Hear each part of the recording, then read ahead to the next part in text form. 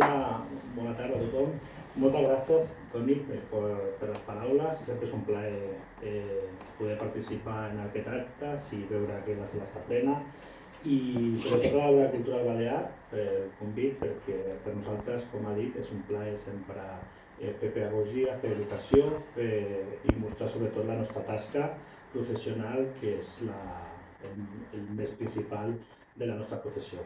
El que comentarem ara seguit per arribar a Son Coletas i Sacoma, als seus resultats últims que hem anat ara a investigar en aquests indrets, però farem una repassada sobretot per d'on venim a on anem. I farem una repassada d'aquests 10 anys de què representa la gestió de polítiques de memòria o el tema de sumacions a Illes Balears. I farem aquest repàs sobretot perquè tothom sàpigui d'on venim, sobretot que no és una qüestió de que hem Son Coletas per una raó molt puntual, sinó és sobretot per explicar com va néixer tot fins a ara i aquest punt de Son Coletas i Sacoma i tot el pla últim que estem gestionant i tot el que futur que encara tenim per davant. El que sí que hem de tenir clar, i això sempre en totes les xerrades, conferències i totes les mostres que presentem a tot arreu, hem de tenir clar molt d'on venim a nivell dintre d'un marc de l'estat espanyol. És a dir, el tema de la societat civil, sobretot les relacions, investigadors, en aquest cas Manacor, lògicament, Toni Tugores és la persona rellevant que ha fet feina, però també s'ha de reconèixer els investigadors, historiadors, gent, familiars que han fet aquesta tasca i també hem de valorar aquestes associacions memorialístiques que han fet empenyar als polítics, principalment, perquè facin cas per el tema d'exhumacions. I això s'ha de tenir molt present, perquè és dintre del marc, dintre de l'Estat, passa tot arreu. És a dir, és la societat civil i són les entitats memorialístiques la que fan força, la que sempre han alçat la veu als polítics i al final han fet cas i cadascú en comunitat fa un tipus de gestió. És molt semblant perquè és veritat que hi ha un protocol de sumacions i he estat també secretària de memòria de l'estat espanyol que estan fent feina i està coordinant tot, però hi ha peculiaritats i similituds i diferències entre una comunitat i l'altra, és veritat, però gairebé totes van de la mà. Però sí que és cert, i jo que vinc de Catalunya i altres regions com la Comunitat Valenciana, és evident que Illes Balears estan fent molt bona tasca a nivell puntual en tema de gestió de sumacions. És a dir, que la gent de Balears heu d'estar contenta en aquest sentit, sobretot per la tasca que des de les administracions s'està fent, inclús des de l'associació memorialística, investigadors, perquè quan presentem models de gestió arreu de l'Estat, com fa recentment hem anat a Sevilla, veiem altres plans de gestió que s'han fet, i Balears, en certa manera, és d'agrair perquè s'està fent molta tasca en aquests 10 anys d'exhumacions. En aquests 10 anys de sumació, però lògicament tota la tasca prèvia s'ha de reconèixer. He posat aquestes associacions, principalment és l'Associació de Memòria de Mallorca, perquè va ser la gran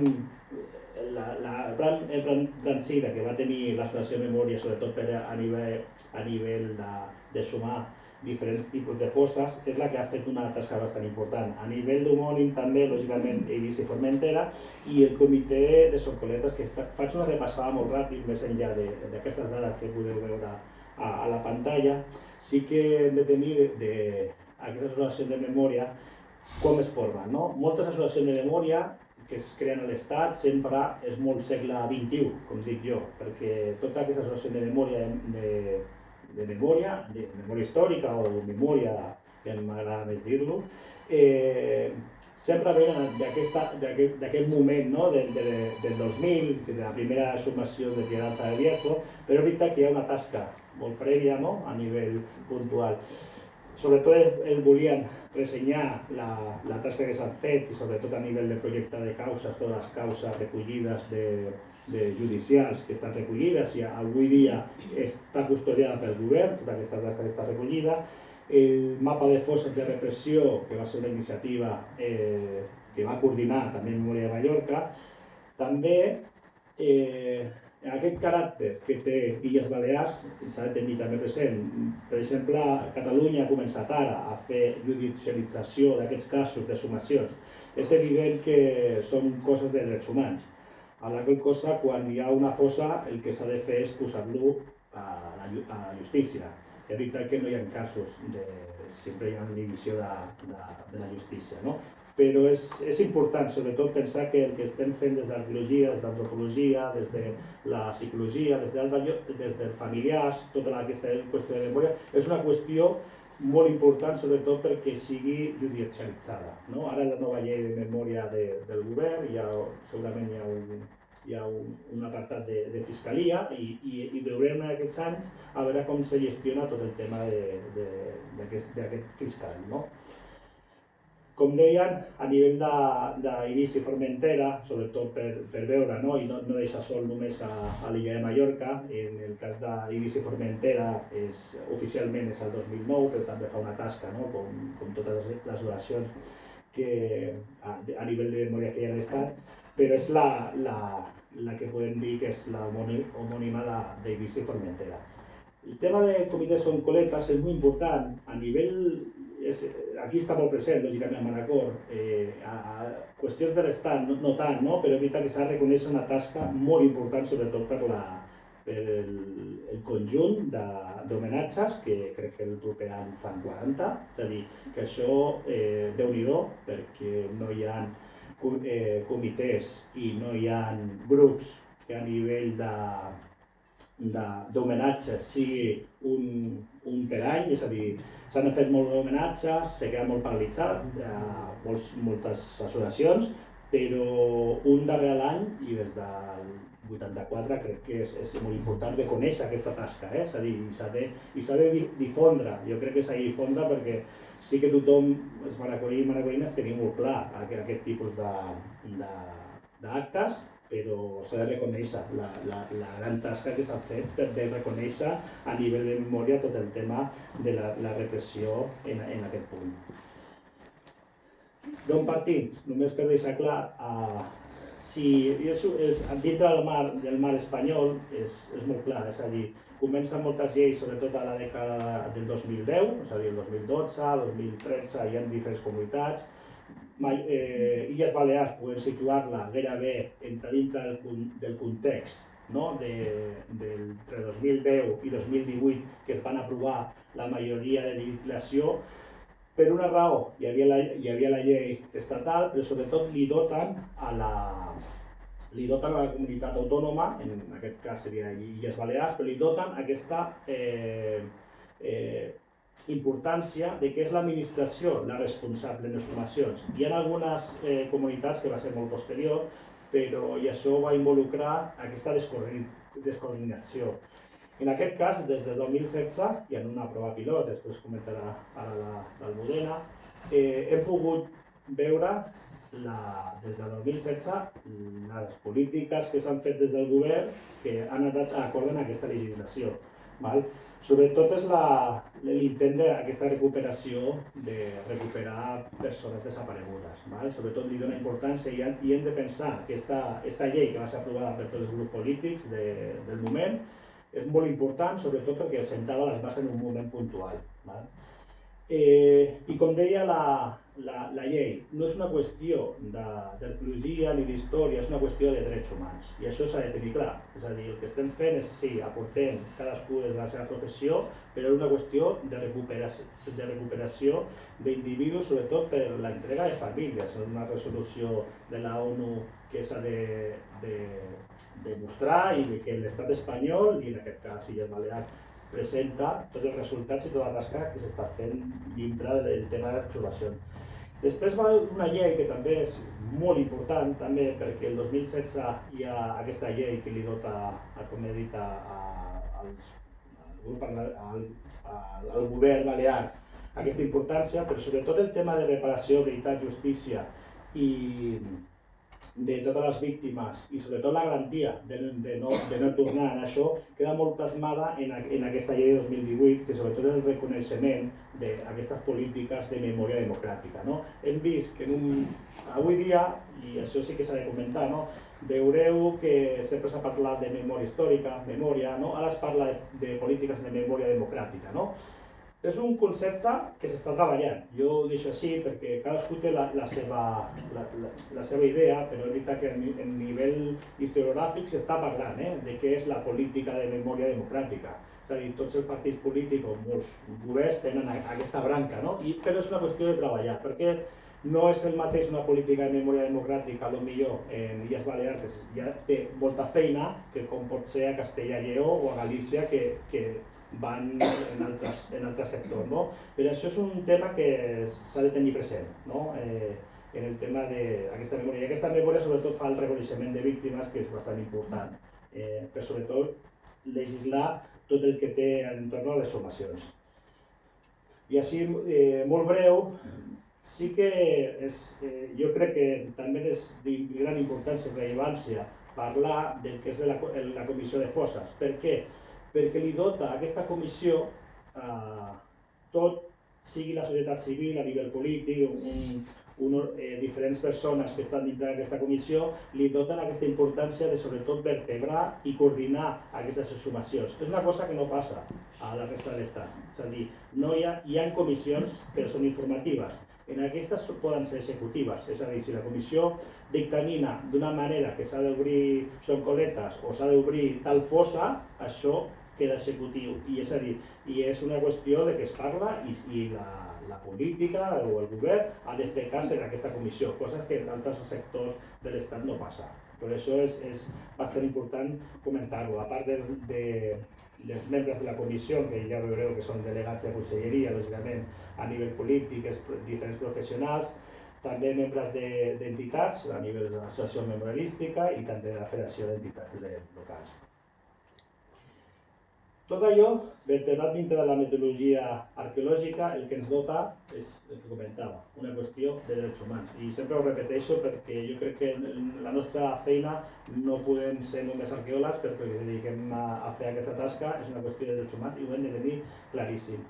I és aquesta tasca, és a dir, no només hi ha una tasca d'anar a cercar justament i ficar la màquina o ficar les eines per treure les exhumacions, hi ha un treball molt previ, és a dir, des del moment que potser Toni Tugones fa l'estudi de soncoletes i dictamina a nivell històric tota la seva tasca, no? És a dir, hi ha una valoració de tècnics, hi ha una protecció geofísica, cada fossa és diferent. Però això s'ha de tenir present sempre, que la feina feta nosaltres són una branca només. Ara estem aquí, però són l'arqueologia, són l'antropologia que participa, però és quan a nivell de familiar, la memòria dels familiars recuperada, els investigadors, la gent que han fet feina, després seran els genetistes, seran els antropòlegs socials, és a dir, nosaltres som una branca més dintre de tot l'engranatge de recuperació de víctimes. Bona tarda, ahora continuaré yo.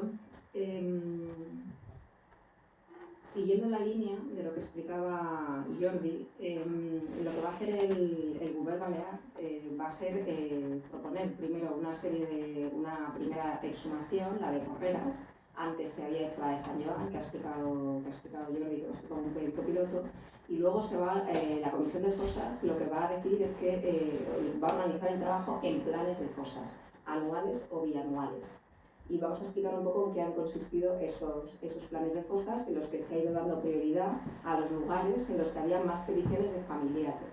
Y se ha dejado para al final lo que no tenía peticiones de familiares. Por esto que comentaba Jordi, de que la prioridad y el objetivo principal es la identificación de víctimas para poder retornarlas a sus familiares en este ejercicio de derecho que tienen las víctimas a la verdad, la justicia y la reparación. En 2014 se va a hacer esta intervención en el cementerio municipal de San Joan. y se va a elegir porque haciendo el mapa de fosas era uno de estos lugares que parecía más viable, es decir, el cementerio estaba poco afectado por obras posteriores y se va a buscar, y era una fosa pequeña con los restos de tres personas, estos tres hombres que podéis leer en la pantalla, y va a ser ejecutada por arqueólogos de aquí, de las islas y de Barcelona, y va a servir como para sistematizar el protocolo de actuación, que va a estar muy basado en los protocolos internacionales, el protocolo de Minnesota y lo que establece Naciones Unidas.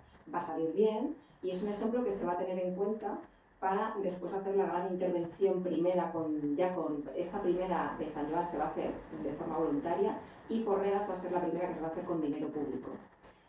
Porreras es uno de los lugares emblemáticos de la represión en Mallorca. Según las investigaciones hechas por Tomeu Marí y Manel Suárez, se hablaba de más de 117 víctimas documentadas y podrían ser alguna más. Y van a ser víctimas de 30 municipios diferentes de la isla, trasladadas allí procedentes de las cárceles de la cárcel femenina del Carrer de Cansadas, la del Castell de Belver y Can Mir. Y bueno, se va a decidir en 2016 realizarla, y Memoria de Mallorca solicita a la Sociedad de Ciencias Aranzadi, porque veníamos haciendo exhumaciones 15 años, que aportáramos nuestra experiencia y montamos un equipo con gente de Aranzadi y con gente de aquí, ¿no? En nuestro equipo siempre hemos contado con arqueólogos y antropólogos de aquí. Y como veis en esta foto, pues enseguida aparecieron las cosas y bueno, se pudo localizar en esta primera intervención 9 fosas, 55 cuerpos y 14 identificaciones. Bueno, como veis aquí fue una exhumación que tuvo como mucha visibilidad, que generó mucho interés público porque era la primera vez que se veía esta dimensión de represión franquista, que era algo que se conocía gracias a la labor de investigadores como Toni, pero que bueno, de repente se le ponía una imagen y tuvo como mucha repercusión. Y luego diversas fases en las que se pudo confirmar que no había restos en otras zonas del cementerio y acabar de exhumar, y creo que hubo 114 víctimas finalmente en 2021 se pudieron recuperar. En 2017 se hizo la primera intervención en Formentera. Se buscaba una fosa pequeña con los restos de 5 hombres fusilados y enterrados en San Ferran. Y bueno, va a ser como aquí se estaban probando diferentes modelos, que va a ser una adjudicación directa al Fórum por la Memoria de Ibiza y Formentera. Y bueno, pues va a ser uno de estos sitios con un resultado parcial, ya que vamos a confirmar, veis en esa planimetría, ¿no? Los sondeos que hicimos dentro del cementerio y fuera del cementerio, no vamos a encontrar la fosa, pero como el osario, es decir, el lugar donde se depositan los restos de los enterramientos antiguos para hacer lugar a enterramientos nuevos, era pequeño, decidimos inspeccionarlo y pudimos encontrar los restos, como veis en la imagen inferior, que es un fragmento de cráneo con el orificio de entrada de proyectil de arma de fuego y además de munición, ¿no? Entonces se pudo confirmar que los asesinatos se produjeron allí. Sí, a ver. ¿Qué tapo? Vale. No sé si ¿veis aquí? Se pudo confirmar que los asesinatos se produjeron y el enterramiento se produjo, pero a las familias, bueno, pues no se les pudo devolver esqueletos completos, ¿no? Digamos que se les permitió conocer la historia entera, pero no. Esto ha pasado mucho. Los resultados parciales después de tantos años, pues ahora lo veremos. A partir del 2018 empiezan lo que son los planes de fosas que hablábamos. En este primer plan de fosas, además de intervenir en los lugares que podéis ver en la pantalla, se nos va a solicitar la realización del primer estudio de viabilidad de Manacor. ¿Por qué? Bueno, luego vamos a ver entero el caso de Soncoletes, pero el caso es que era una fosa complicada, porque había indicios, tanto testimoniales como documentales, de que podía no quedar nada en el cementerio de Soncoletes, porque como veremos se hicieron unas obras. Pero ya En los planes de fosas se establece que se pide que se realicen ciertas exhumaciones y planes de viabilidad de lugares que no están muy claros. Además de, solicitar a los ayuntamientos la colaboración para poder participar en los municipios donde era necesario. Como parte de este plan de fosas se realizó la única intervención exitosa que ha habido fuera de un cementerio, que es el Pou de Ságila, en Llucmajor, donde después de bajar 47 metros de profundidad, conseguir retirar toneladas de escombro y basura y huesos de fauna, se pudo hallar los cuerpos de las 3 víctimas que se buscaban e identificarlas. Aquí podéis ver la planimetría de cómo localizamos el aspecto que tenían los cuerpos, y si os fijáis en la sección, aquí, estos son los 47 metros que hubo que descender y que todos los estratos de diferentes residuos que hubo que sacar hasta llegar al nivel de interés. También intervinimos en Calviá, otro lugar bastante paradigmático de la represión en Mallorca, donde se buscaban un número de entre 20 y 13 víctimas, y que bueno, fue muy complicado porque era una zona muy tocada. Como podéis ver en esa imagen, había una construcción de criptas en el centro que eran posteriores, así que solo pudimos excavar alrededor de esas criptas, y bueno, al final se pudieron identificar a 3 de las víctimas que buscamos. Y pasaríamos, estas son algunas de las intervenciones que se hicieron. En el siguiente plan de fosas, en 2019-2020, ahí podéis ver que ya se hace la primera exhumación en Soncoletes, y además de volver a algunos de los sitios donde no ha habido éxito en la primera intento, y otros lugares. Y además se hace el estudio histórico del Cementerio Nuevo de San Francesc en Formentera, ¿no? Es decir, antes de la exhumación se hace un estudio histórico, un estudio de viabilidad. El siguiente plan de fosas incluía, como veis, la intervención en distintos lugares, entre ellas la segunda fase en Soncoletes, y como veis también se establece que haya la figura del coordinador, que incluye las visitas institucionales y del mundo educativo, ¿no? Yo creo que nosotros, como explicaba Jordi, como parte del equipo y como parte del Govern, se entiende la importancia pedagógica que tiene todo lo que hacemos, y sobre todo que estamos investigando hechos clandestinos que han sido negados, ocultados y silenciados durante muchísimos años, y que ahora se están sacando a la luz, y que por lo tanto tenemos que hacer todo lo que se pueda para difundir este trabajo que se está haciendo y los resultados. Y además pues se incluyó por primera vez la restauración y consolidación de los materiales asociados a estos cuerpos que se estaban recuperando, y así poder retornarlos a las familias en un estado más adecuado. Esto también es bastante novedoso a nivel estatal. Y por último estaría el cuarto plan de fosas, que es el que estamos ejecutando actualmente. Hasta ahora veníamos trabajando Aranzadi, ATIX, y ya el año pasado empezamos a colaborar, y este año pues estamos ya trabajando juntos. Y bueno, pues es un plan muy ambicioso. Como podéis ver ahí, hay 4 lotes que incluyen exhumaciones, incluyen estudios históricos, incluye la restauración de objetos, y además esas novedades que aparecen al final, que es contar con un especialista en antropología social y también con especialistas en derecho, en el mundo jurídico, y la figura de un psicólogo que haga un poco de acompañamiento psicosocial a las familias que quieran solicitarlo, ¿no? Digamos que lo que estamos haciendo es tomar cosas que sabemos que en Naciones Unidas y en otros lugares se están implementando, y tratar de implementarlo nosotros también aquí, ¿no? Para algunas cosas parece que llegamos un poco tarde, pero bueno, poco a poco se trata cada vez, ¿no? El Govern y los equipos tratamos de ir mejorando nuestro trabajo. Bien, pues vamos a ver ahora el recorrido que en estos planes de fosas ha tenido Soncoletes. Por un lado, en el 2018 se hizo este estudio de viabilidad. Podéis ver en esta foto aérea señalado en rojo la localización del cementerio actual de Soncoletes, que está retirado de lo que es el centro del municipio. Hay que pensar que Soncoletes en 1936 tenía su propio cementerio, que era el Pla de Son Mas, y que había otra zona de enterramientos, que es el Soncoletes, que tenía este aspecto, ¿no? Según esta ilustración, que estaba retirada, era un pequeño cercado lejos del municipio, que empezó a utilizarse para dar entierro a las víctimas de una epidemia de peste en el siglo XIX. Y tenía este aspecto, como digo, este cercado, y se le representaba, se decía que había una cruz en el centro de la que luego veremos. Se localizó como parte de la duda que teníamos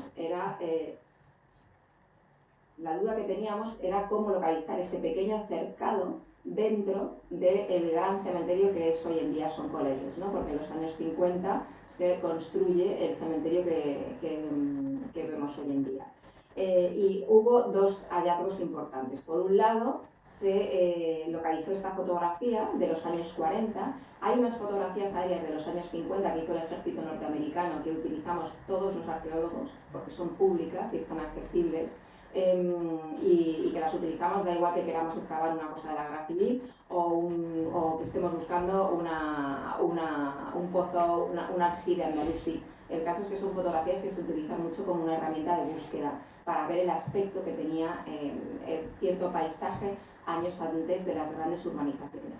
Pero estas fotografías de los años 40 que hizo el ejército británico y que ahora están en un archivo americanos, no son accesibles, hay que pagar por ellas, aunque ahora el gobierno balear está tratando de arreglarlo, y a las que tuvimos acceso gracias a la colaboración de uno de mis compañeros con el profesor de la UIP, Celso García.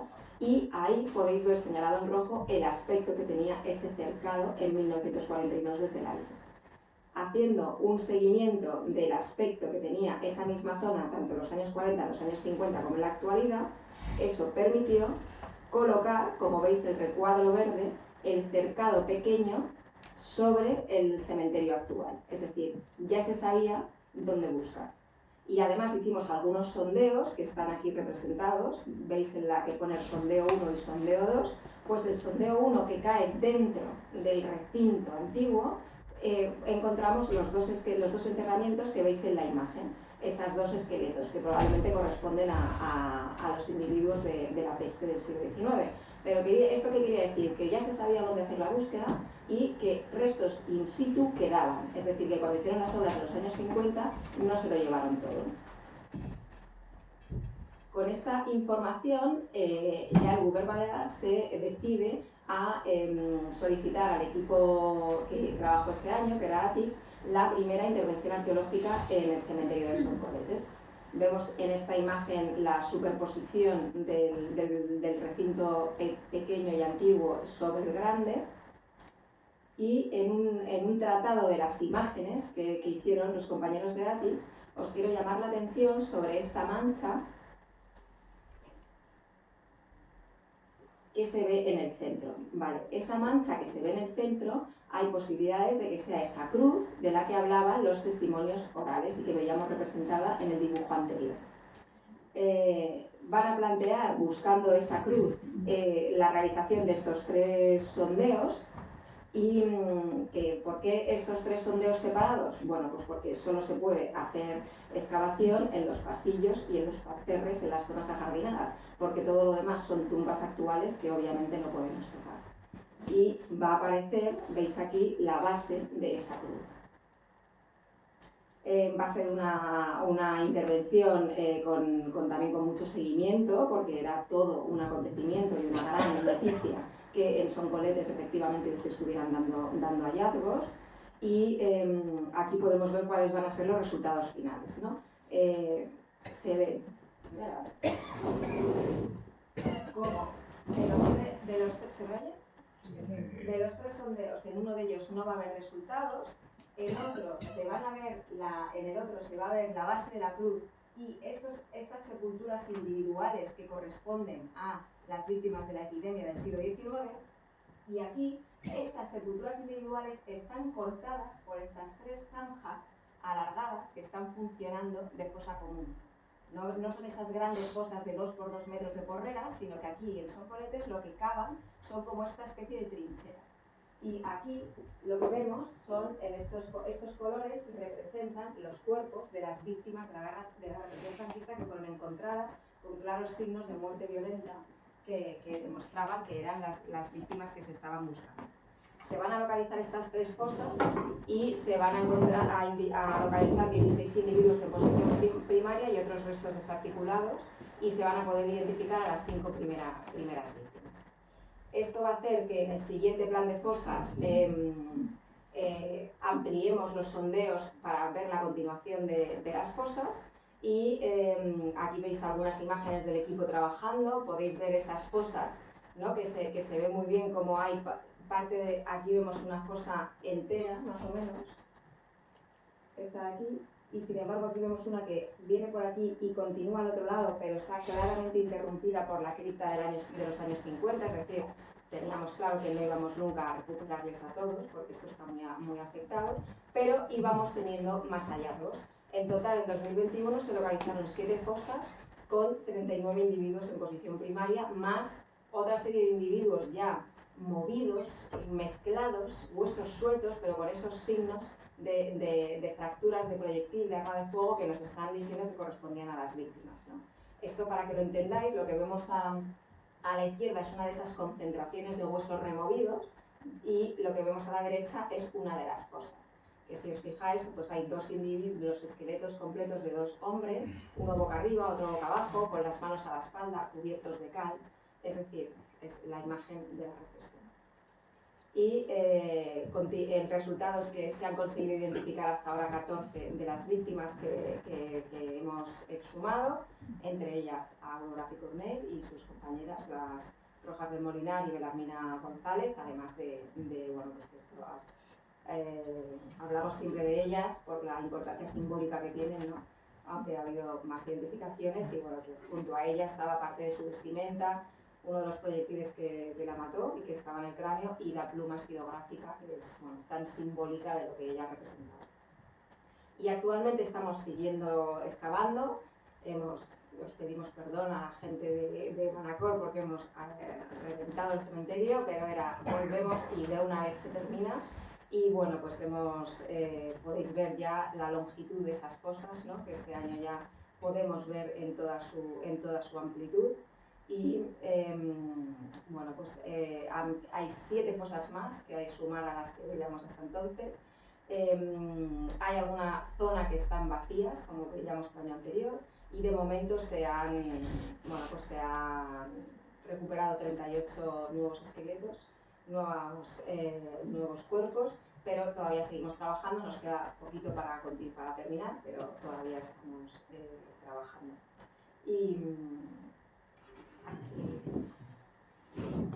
Doncs fem un salt, és a dir, també m'agradaria dir que en el tema dels plans que comentava l'Almudena, per què s'acom ara i no abans?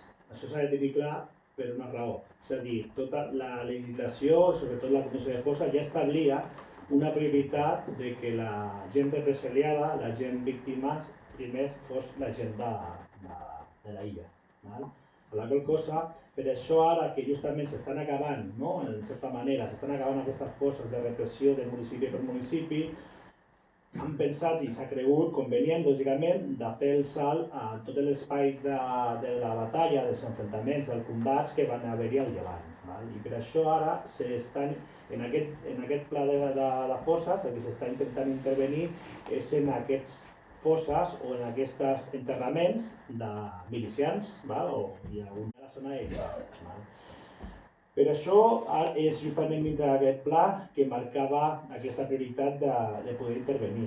Faré un esment, sobretot perquè suposo que coneixeu molt el tema del desembarcament d'en Bayo, no? És a dir, pensem que quan va esclatar la guerra Mallorca va ser una de les zones rebel, no?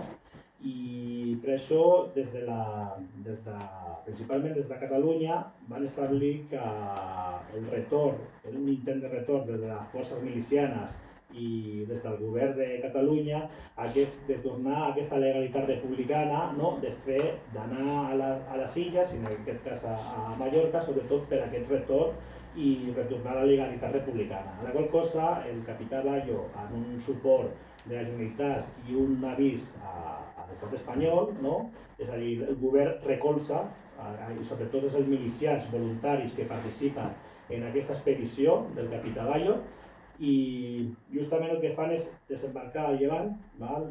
En un límit entre 14 quilòmetres tot el front del llevant, s'introdueixen 7 quilòmetres dintre de entre Son Cervera, Porto Cristo i les zones de Manacor, i és el que s'anomena la batalla de Mallorca, és a dir, però s'ha de tenir en compte en el concepte de batalla de Mallorca, són enfrontaments, és a dir, són combats, no? És a dir, parlar d'una batalla a vegades sempre a nivell militar, a nivell de percepció de batalla, és complicat. El que sí que és una expedició que hi ha enfrontaments entre milícies falangistes que s'arrepleguen i en militars que també s'arrepleguen en la illa i fan front a aquesta expedició de milicians i militars procedent principalment de Catalunya. Principalment de Catalunya. Hi ha també gent estrangera, lògicament, hi ha bastant, molta gent que intenta participar a les Olimpiades de 1936 a Barcelona, però també hi ha gent de València, hi ha gent de l'Estat, perquè són gent voluntària, principalment, de milicians que s'enrolen, s'apunten dintre del sindicat, dintre del seu partit polític o s'apunten voluntaris a qualsevol partit, sobretot per participar en aquesta expedició. Una imatge és una imatge sobretot per veure aquella idea de combats. És a dir, quan pensem en el tema dels 8-10 avions que n'hi havia, els 3 submarins, els diferents vaixells de guerra que n'hi havia a la costa, però la qüestió d'introduir-se en infanteria o introduir-se en milicians dintre del territori és aquesta la imatge. Sempre, potser en el tema de batalla, i sempre pensem que són grans enfrontaments, més enllà de la realitat són aquests combats puntuals que van haver-hi en diferents sectors. Això a partir l'expedició és el 16 d'agost de 1936 i fins al 4 de setembre, i en aquests moments són els combats.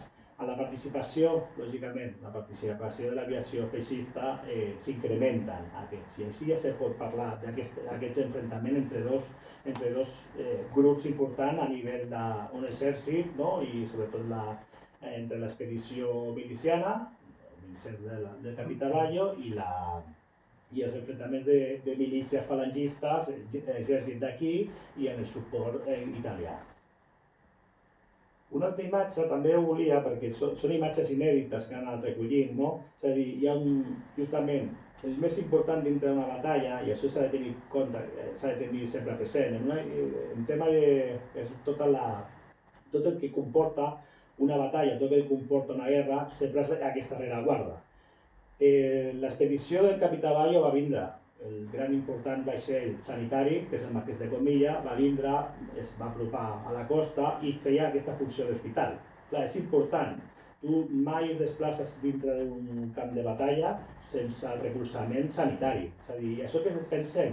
Que hi ha un hospital de Sants, en aquest cas és flotant, que es diu, és el vaixell, que si hi ha un ferit i el poden recuperar, lògicament va a aquest hospital i seria traslladat amb tots els seus companys a Barcelona. Però també són punts dintre del territori que aquests primers auxilis han d'estar presents, i estan presents, sobretot per tenir. I volia posar aquesta imatge, que en certa manera és una imatge propagandística que es va fer justament a Barcelona, no va tenir molt recolzament dintre de la premsa en el retorn dels milicians, perquè ràpidament marxen a Aragó i fan una campanya propagandística bastant important. Mallorca es van retirar i a la qual cosa no es va retornar aquesta legalitat republicana, la qual cosa la premsa no va estar present com va estar a Aragó. Aquesta és una imatge que va sortir, que malgrat el defecte que pugui tenir, però jo crec que és molt il·lustrativa, sobretot per pensar què va representar aquest desembarcament en Bayo, i sobretot també el que és important, que marca ja, no totes, però sí que marca aquest tipus de fosses dintre del territori de que s'intentarà intervenir.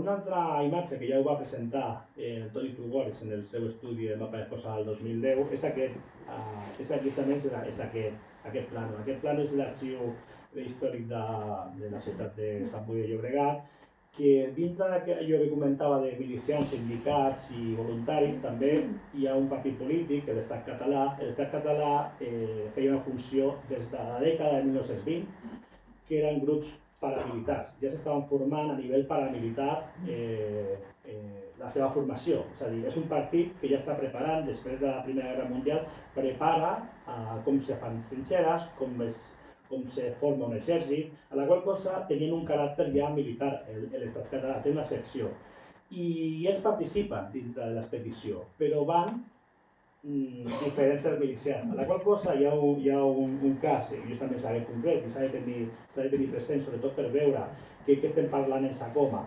Hi ha un company de l'Estat català que mor i el seu propi company el que fa és enterrar-lo diferent a la resta de milicians. No? Allò caràcter perquè ho tenen establit, aquesta diferenciació, i estableix per diferents metres i els situen justament en un lloc que aquest individu no el trobarem perquè justament està en el passeig, justament per les vides que van agafar, justament està en el passeig de Sacoma. És ben difícil, però sobretot per tenir present que parlem en Sacoma, fosses, una fossa gran, és a dir, estem parlant segurament d'una fossa gran possiblement, però moltes fosses, i com va establir el Toni Tugores, aquestes categories dintre d'aquestes fosses, que són baixes de guerra en la fila republicana, sobretot també gent que són represaliada o són desertores que li han dotat la justícia militar republicana i són executats. Què passa? En la guerra, és a dir, durant la guerra l'estat espanyol passaven d'un bàndol i l'altre, i també aquí es va establir. Hi ha també aquests rebels afusellats, sobretot per la gent miliciana i sobretot després del desembarcament hi ha republicans que són executats també, i de la mateixa manera també són els pressionaris enterrats després d'aquest reembarcament. Podem establir aquesta categoria que comparteixo enormement a Antoni Torres quan la va establir al seu estudi de mapa de fosses. I això és la imatge que parlava l'Almudena abans també. Són coletes en vist, aquella imatge a inicis del 40. Aquesta és la imatge del 40 de la platja de Sacoma. Què trobem? Doncs trobem diferents coses. M'aixeco també i així, si se m'aixeca. El que hem pogut establir, és a dir, aquesta és la finca, són els terrenys de Sacoma, que justament veiem la bassa i el molí, que en un moment puntual el capità Bayo va dormir en aquest. Hem de pensar que el lloc de comandament queda a dalt, a la fàbrica que va ser de llet condensada, que queda més a dalt, però justament és aquest important. Si veieu, només com a curiositat, i és una cosa que hem d'establir també, veieu aquesta franja, i sobretot aquesta línia. Què és? Algú ho sap? Sí que no té. La carretera, no. Això és, justament, els camps de cultiu, segurament, allò s'ha d'establir perquè serà difícil, però això és el camp d'un hidroavió. És a dir, els hidroavions s'estableixen, estan a la costa, però si han de ser reparats, si han d'estar en costa, poden aterrar també en terra ferma. I què farien els milicians? Aterraplenar i allisar aquest terreny, lògicament. Hem vist patrons de milicians i gent de l'exèrcit de Catalunya que és aquest model. Però bueno, només com a curiositat, justament això.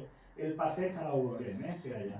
Aquí veurem justament la zona dunar, veieu tota la zona dura, 2 nius de metralladores construïts posteriorment, com aquests, i aquesta zona lunar i la caseta del Mos, que queda justament aquí en la Pineda. Ara veurem com ha canviat.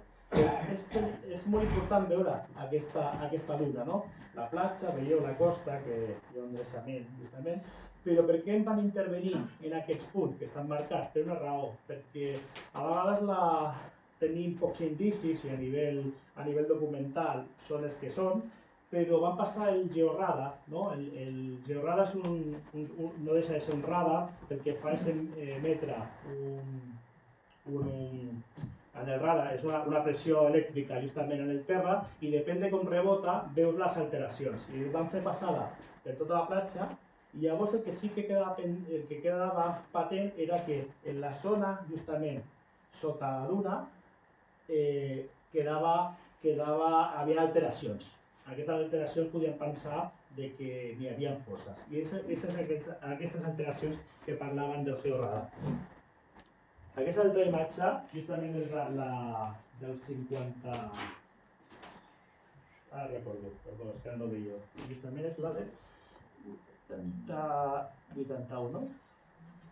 81-86, no? Que està al passeig. Bueno, sí. Sí, és que ara no veig. Sí. Val, sí.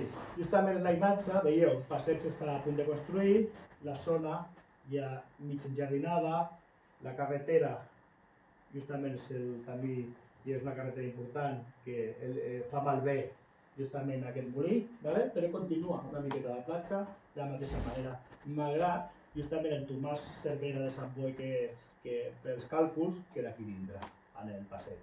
Ja? Vale. I aquesta és la imatge actual. La imatge actual. Vale? La caseta del Mos gairebé ja desapareguda, malgrat que el límit es conserva. Tota la zona que nosaltres pensant intervenir i hem intervingut i allò que resta de les urbanitzacions. Per què van intervenir justament també? Hi ha la notícia, suposo que tot el món la coneix, el 91, la canalla a l'estiu fent un forat va trobar restes d'aquests milicians. Llavors es va establir, des del jutjat de Manacor es va demanar la participació de l'Institut Anatòmico Forense de Madrid, van vindre, es va crear un equip, van excavar, com veieu, aquestes imatges en un lloc que l'hem situat i tenim i hem fet totes les cartes possibles, justament en aquest indret, veieu, en la duna aquesta, la que hi ha actualment és modificada, és a dir, on ells van intervenir justament en aquesta imatge, és un lloc que ja no està, aquesta duna d'aquí ja no està. Penseu que les dunes en principi són mòbils, no? A nivell de dunar i la platja són dunar. Aquella duna no es mou, allò hi ha molta brutícia superficial. La duna segurament és la que va per sota d'aquesta gran massa forestal que hi ha allà. En principi les dunes lògicament són mòbils. I aquesta justament per agafar tota la Posidònia es va fer malbé justament aquesta banda. Una imatge aèria, veieu, passeig, nivell de metralladora, l'altre nivell de metralladora queda aquí. Nosaltres vam intervenir en tota la zona, fent cales i fent cates. Penseu sobretot per el tema de per què hem fet la tasca que hem fet ara. Ens han deixat, en certa manera, en un biòleg i en l'acord amb l'Estat, perquè és una zona lògicament marítima terrestre, la competència és de l'Estat. A la qual cosa s'ha demanat ara, crec que la llei a Balears canviarà, però s'ha de demanar permís a l'Estat, van demanar els permisos, llavors el que no podien afectar és aquest sistema duna, aquesta massa forestal dintre d'aquesta duna, però sí que en la presència d'un biòleg, que ho tenien tota l'estona, van poder fer cates sobre aquestes races a l'interior. Els resultats són negatius. Aquestes són altres imatges, és a dir, el nivell de metralladores van fer diferents cales. Aquí aquesta massa negra es veu que és tota la Posidònia que quedava justament, és a dir, però no hi ha rastre. I el camí que també, justament la banda nord de la duna, va poder intervenir perquè hi havia alteracions. Totes aquestes alteracions l'han de fer contrastar i sí que donava per alguna raó d'alteració del terreny. Sí, sortien diferents pedres, hi havia alteracions modernes, però en cap moment van trobar. Què va passar justament en aquesta platja? El que sí que segurament el terreny era molt més alt, això segur, ho sabem. I aquesta aportació de sorra és d'1 metre i ve a cada mesquida, tot. És a dir, tota la terra portada d'aquí no és d'aquí. A la qual cosa sí que per diferents estudis que hem fet de la sorra i hem vist la capa estratigràfica i on arriba, tota aquesta aportació que es veu ara avui en sa coma, no hi ha rastre de cap os, ni de cap indici de que estiguessin aquí. Vale, bueno, pues para terminar rápidamente vamos a hacer un balance de lo que han sido los resultados de estos 10 años de intervenciones, de los planes planes de fosas y de lo que hemos ido contando desde la de San Joan. En esta tabla podéis ver que si vamos viendo las cifras abajo, que se ha intervenido en un total de 23 lugares, donde se buscaba a 511 víctimas aproximadamente, porque las cifras de la represión no se pueden conocer exactamente, y se han encontrado hasta ahora 246, de las que se han identificado vía genética 52. Un par de lugares, como Dellà y el Pou de Sandanús, aunque estaban incluidos en los planes de fosas, hemos valorado que era inviable actuar y no se ha hecho nada allí. Respecto a la ubicación de los lugares, ya podéis ver cómo la mayoría han sido cementerios, también los pozos, como este que os hemos enseñado antes, y otros, como un horno de cal, donde nafta, que se interna. Y es interesante que veáis a la derecha cómo las fosas que no han sido localizadas, los lugares donde no hemos encontrado las fosas que buscábamos, son más que aquellos donde sí que se han localizado, porque llegamos tarde y es muy difícil tantos años después localizar las fosas. Todos estos lugares que están señalados en naranja son en los que no se han recuperado, no hemos localizado la fosa. Y sobre los tipos de represión que se están buscando, pues como podéis ver, la mayoría se trata de muertes extrajudiciales, este tipo de ejecuciones, las sacas de la cárcel, gente que es sacada de su domicilio y sin ningún seguimiento judicial ni nada que se le parezca, pues son asesinados en cualquier lugar. Solo ha habido una intervención que se trate en Inca, que se trate de una víctima que sea una sentencia de muerte después de un juicio sumarísimo, sin garantías procesales, pero juicio. Después ha habido las intervenciones en Formentera, que tienen que ver con muertes en cautividad, los presos de la colonia penitenciaria que murieron de hambre y de las condiciones deficientes de estar recluidos allá.